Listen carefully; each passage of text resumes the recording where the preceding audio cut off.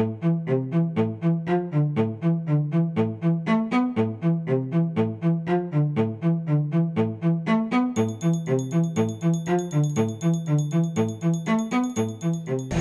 I've had my license for about 5 years or so, but I took a hiatus of about a year and a half or more. So I kind of just got back in April. Okay-ish. So I really like that dress. Thank you. What size? I'm like, what size? I don't know. I might have to borrow. So I've been in the business for that long, but I didn't really have to work before because, and I was traveling all the time, so I had a whole different lifestyle and time situation.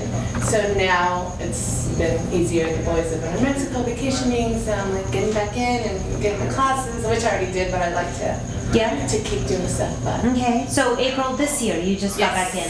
So it would be almost unfair, but how much business have you done in the last 12 months? None. That was supposed to close this week, which it didn't, so we extended next week. So I would have said one. I'm sorry. It's coming. It's coming. What were you doing before? You know, like before you got, when you were earlier? Into real estate or before? You can do both. Okay. Tell us about before real estate, stay at home. I had boys, I was always out of the country, so I lived here 3 months. I think out of a whole year, if not less. Where are you from? I am born in Douglas, but I lived in Agua Prieta, so I... Born in Douglas, that's weird. Arizona? Yeah. Yeah. So, people are born there. Yeah, I know, I didn't know that actually. Yes, I'm like, there's a lot going on. So, yeah, bilingual, so Spanish first language, and then before I got married, I was in retail. I'm like, the R word. So I did that, worked for guests. And I love that, and it was one of the things that I always like to grow really fast, and I'm used to that because I'm a quick learner, so everything moves fast. And I can say probably the biggest success there was I got promoted by Paul Marciano himself. So he's like, focus! And then he's like, you come into the restaurant. I took Scottsdale. I took the fashion store store. Okay. Oh, cool. Great. And I stopped working because I got married. Yeah. So how did you meet your husband? I met him through a friend of mine at a club which I never went to before because I was working. Floor sets 8 at night, 10 in the morning, like I had busy schedules. And she worked where he got therapy for his arm. But when he said, oh, I'm here for therapy, there wasn't rehab. So first thing you think when rehab is like, okay, and I looked at him and they're like, oh no, arm rehab. And so I met him through my friend who was going on an internship. So. How did you hear about this show? I heard about it through Lori Marlowe, title. Oh, okay. Yes. So tell me this. I mean, to be perfectly frank, the show's a mastermind show, and we're going to feature 24 or 25 agents that are going to be able to basically take information that we teach them, information that we have celebrities teach them, other celebrity real estate agents, sports figures, and they're going to take that and they're going to have to complete challenges, and they're going to have to grow together. I mean, you haven't really had any closings in the last 12 months. What are you going to be able to bring to the show, and why would we really frankly cast you, considering I don't know that you can even actually help anybody?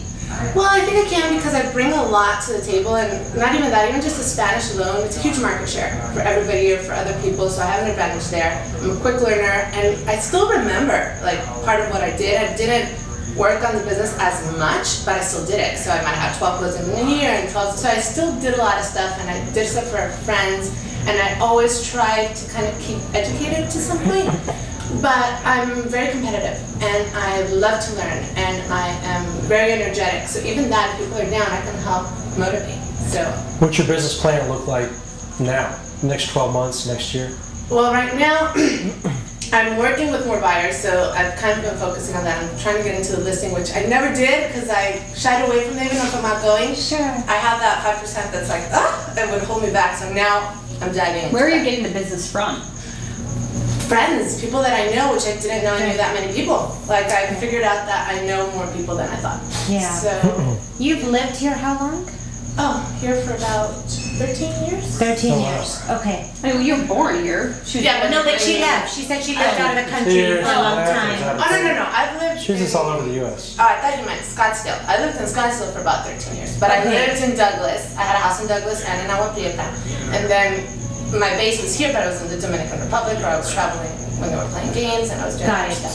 So why are you guys getting divorced?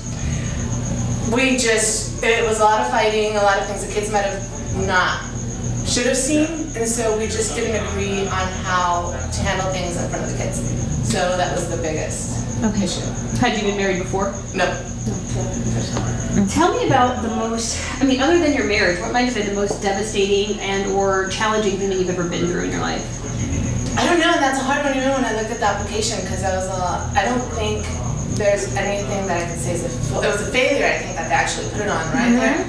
Because I've learned from everything, even from this, I've learned of what I want, what I wouldn't put up with, what I want to do, so everything for me is always a learning experience, and on everything that I do. So I don't think I can think of anything, and I couldn't have like 3 days to think about it, and I can't find anything I would say that has been a failure. Challenge, a ton, time.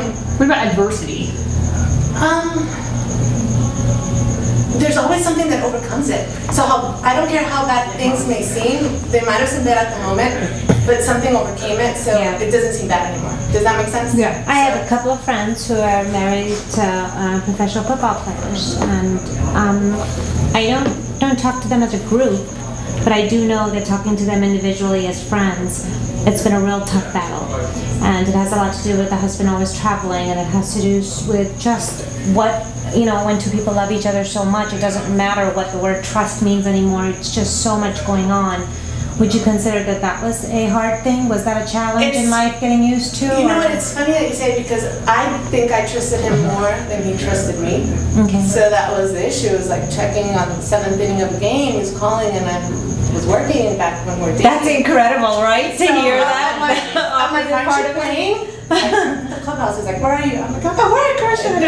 So you would have guessed that, after you know somebody, things get better, and they didn't. It's in every marriage. I think that's what reality is. Whether you're at home being a wonderful mom, or whether you are working, I think when two people really do love each other a lot, that possessiveness is there. It does not matter what line of work you're in. Excuse me. Before you leave, I mean, what do you want to see out of the show? What do you want us to help you with? I mean, why do you think you should have one of the 24 spots in the show? Well, I think I get a lot from the show, but I think you guys would get a lot from me being there as well. Like I said, not only with the bilingual, not only because I'm outgoing, but I produce energy a lot of times. Even if I'm there and I get, oh, you have a magnet personality, I get that. I don't know about it because I don't see myself. But I'm likable for the most part. I make friends easily. I can work with people easily.